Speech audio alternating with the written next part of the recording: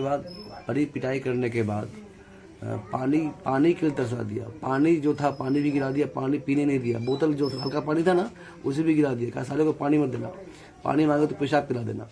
लेकिन पेशाब करते उस दिन या तो मुझे मार के फेंक देते या तो मुझे किसी धारा के अंदर रख कर जेल में डाल देते। कुछ ना कुछ तो होता। इनके कहने का जो मतलब है वो डीएसपी साहब के द्वारा सब कुछ किया हुआ। ये 5 पुलिसकर्मियों को सस्पेंड किया गया है, डीएसपी साहब को सस्पेंड नहीं किया गया। डीएसपी साहब को ट्रांसफर करके दूसरी जगह लिया गया है।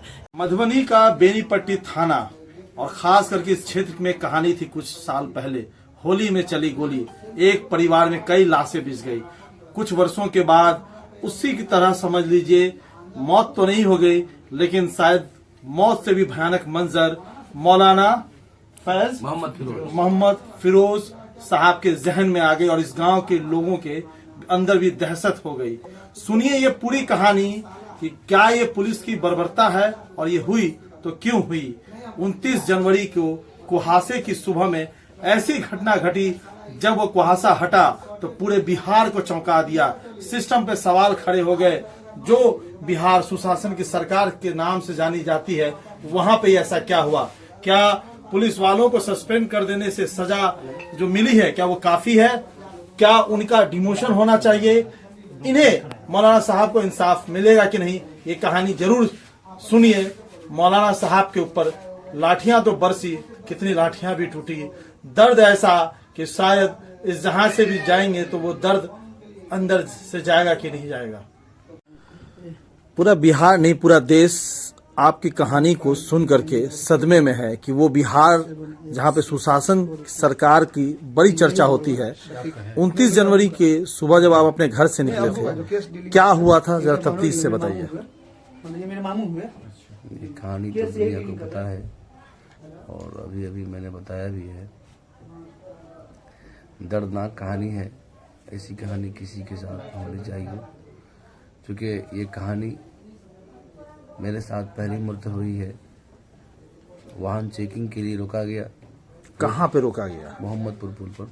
कहाँ जा रहे थे आप? बस कटैया ही आ रहा था, अपने ससुराल से, सुनई से। ससुराल से? सुनई ससुराल से। अच्छा, वहाँ से आप आ रहे थे? जी। कहाँ पे रोकी गई गाड़ी? मोहम्मदपुर पुल पर कोहरा ज़्यादा लगा हुआ था और क्योंकि उस दिन वाक़ईतन कोहरा लगा हुआ था और कोहरा की वजह से मैं समझा कि यूं ही लोग खड़े हैं।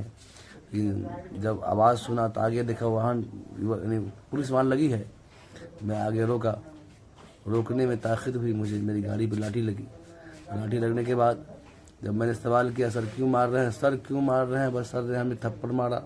उसके बाद दाढ़ी पकड़ के बाल पकड़ के मेरे ऊपर वो कुटाई किया मेरी लाठी डंडा से। कोई अंत नहीं है। मेरा मोबाइल जब्त कर लिया, मेरा सामान जब्त कर लिया। उसके बाद पीट पाट करके। क्या वो पीछे से जब दूर से देखे होंगे भीड़ को तो क्या हेलमेट पहने हुए थे? जी, हेलमेट में था, जूता में था, चश्मा में था, मेरे पास लाइसेंस भी है। और चश्मा कौन सा, काला चश्मा पहने थे कि सादा लेंस वाला चश्मा?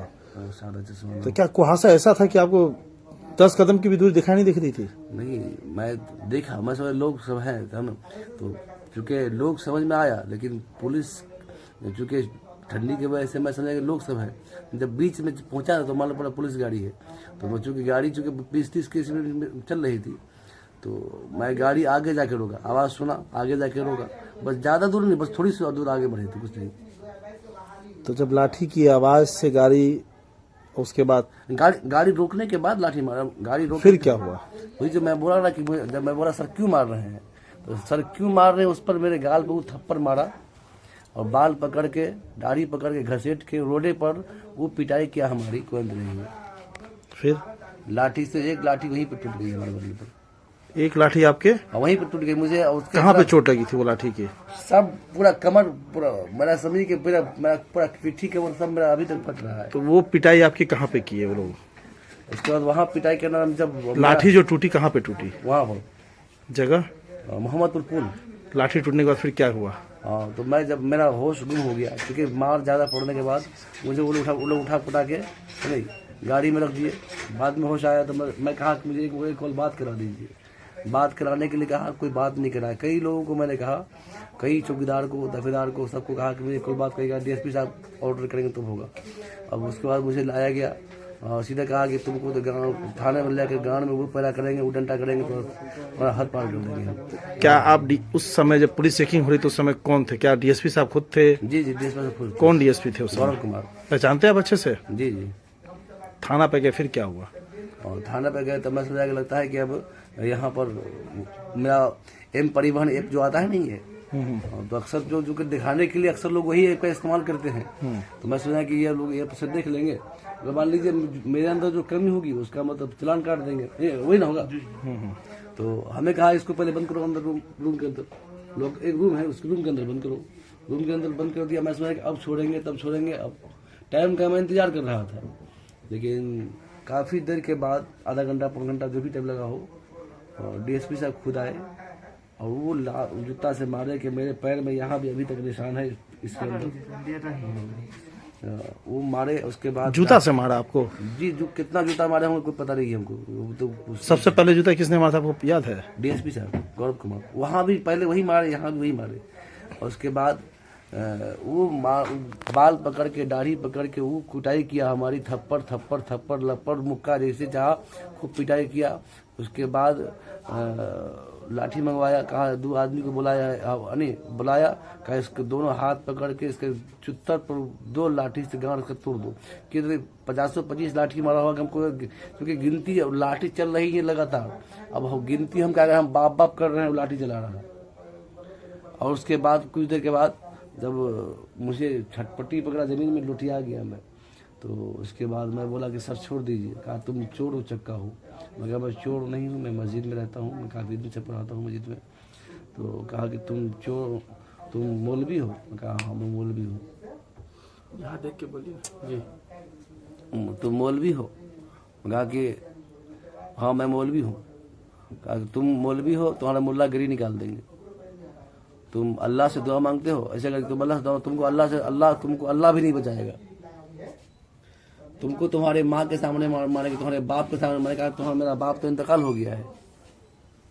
उसके बाद इस साले को पानी मत दो, इसके गांड में डंडा कर दो। ये जो थाना पे ले गया, क्या आपको सलाखों के पीछे रखा गया, जो हाजत होता वहाँ रखा गया? नहीं, एक रूम है उधर अंदर में, एक रूम है थाने के पीछे या थाने के अंदर? थाने के अंदर एक मुंशी लोग बैठते हैं। हाँ। उसके अंदर एक और अंदर में रूम है। अच्छा, क्या लगता है आपको वहाँ पे कैमरा होगा?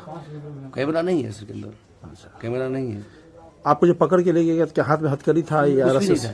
कुछ भी नहीं था, कुछ नहीं था। फिर क्या हुआ उसके बाद? उसके बाद बड़ी पिटाई करने के बाद पानी के लिए तरसा दिया। पानी जो था पानी भी गिरा दिया, पानी पीने नहीं दिया। बोतल जो हल्का पानी था ना उसे भी गिरा दिया। कहा साले को पानी मत देना, पानी मांगे तो पेशाब पिला देना। लेकिन पेशाब करने के लिए भी जाने नहीं दे रहा था कि साले को तुमको पेशाब लगे तो पहले पेशाब करा दो। लेकिन बहुत जिद के बाद है नहीं, 2 मरतबा हमको टाइम दिया पेशाब करने के लिए। 2 हवलदार लेके गया पेशाब कराने के लिए। पेशाब करा के लाया।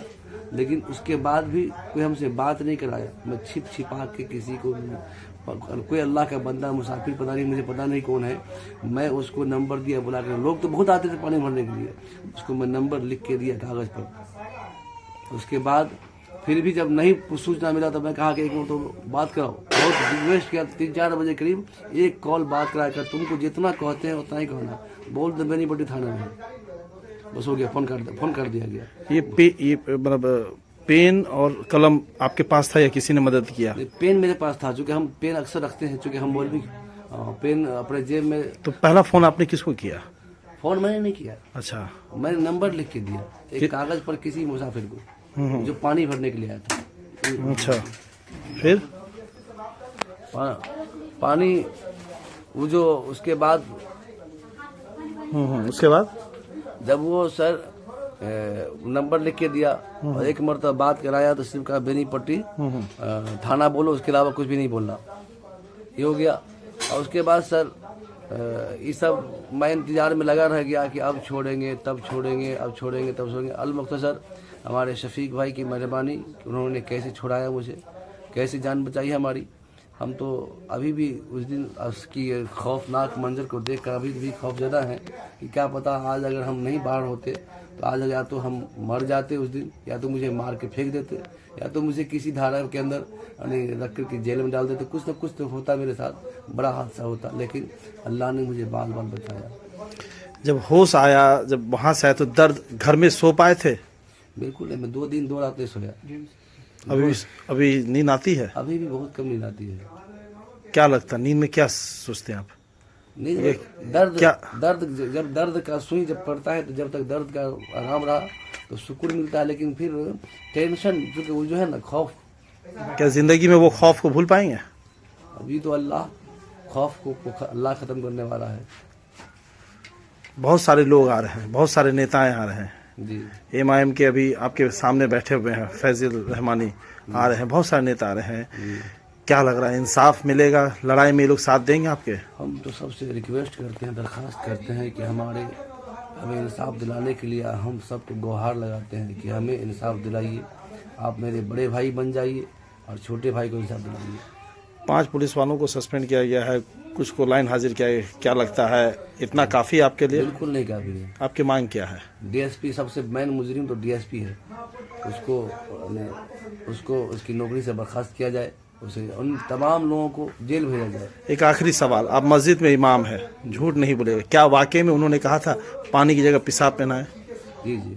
क्या कुरान पे हाथ रख के बोल पाइएगा जब कोर्ट में जज पूछेगा, कोई भी पूछेगा समाज में? जी। झूठ तो नहीं बोलिएगा? क्यों बोलेंगे? क्या ये सच है? जी सही है।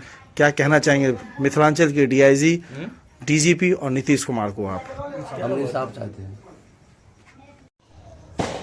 आप अंदर गए, बात की, चित किए, उस दर्द को महसूस किए तो क्या लगा आपको?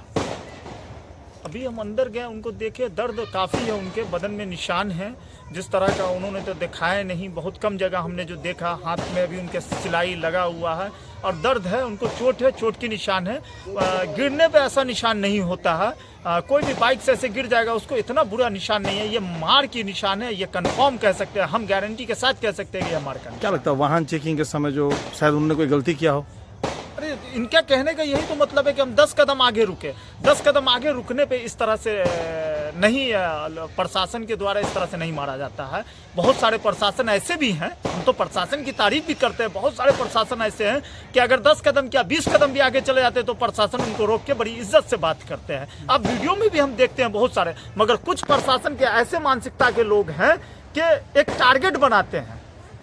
क्या लगता है, मतलब अब आप लोग इनके किस तरह सपोर्ट कर? बहुत सारी पार्टी के लोग आ रहे हैं। हमारी पार्टी, हमारे नेता बैरिस्टर असदुद्दीन ओवैसी साहब, हमारे नेता माननीय विधायक अख्तरुल इमाम साहब, राष्ट्रीय प्रवक्ता आदिल हसन साहब, लोकसभा पूर्व प्रत्याशी वकार सिद्दीकी साहब, दरभंगा और मधुबनी और मिथिलांचल के MIM के तमाम नेता कार्यकर्ता, हम सब लोग सड़क से लेकर सदन तक इनकी लड़ाई लड़ेंगे। हमारे सलामत खान साहब हैं साथ में, हमारे रियाज भाई हैं साथ में, आबिद साहब हैं साथ में। फैजल रहमानी साहब, आपने सब बात किया, जब आपके बात के बीच हो रही थी हमें भी उन्होंने बयान दिया और काफी लोग को उन्होंने कहा कि पानी नहीं, इन्हें पेशाब पियो। क्या लगता है ये बात सही है, ये बोल रहे हैं?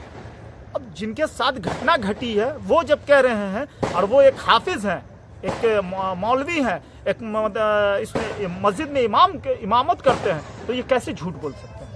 क्या अभी तक FIR हुई है, केस हुई है? अभी तक FIR इनके कहने का मतलब आज के गए हुए हैं लोग, वहाँ का क्या है अभी तक हम लोगों को पता नहीं है, लेकिन FIR हो। मधुबनी में SSP ने तो बहुत बड़ा फैसला भी लिया, कई लोगों को सस्पेंड कर दिया, पुलिस लाइन हाजिर भी कर दिया, जिस DSP पर ये आरोप लगा रहे हैं। देखिए, इनके कहने का जो मतलब है वो DSP साहब के द्वारा सब कुछ किया हुआ। ये 5 पुलिस कर्मियों को सस्पेंड किया गया है, DSP साहब को सस्पेंड नहीं किया गया, DSP साहब को ट्रांसफर करके दूसरी जगह लिया गया है। ऐसे नहीं होता। DSP हम तो चाहते हैं मधुबनी जिला पुलिस कप्तान साहब से, श्री योगेंद्र सर से और SP साहब से और DIG साहब दरभंगा से हम निवेदन करते हैं कि इसकी एक स्पेशल जांच हो और जो दोषी है उस पर कार्रवाई हो और उचित कार्रवाई हो।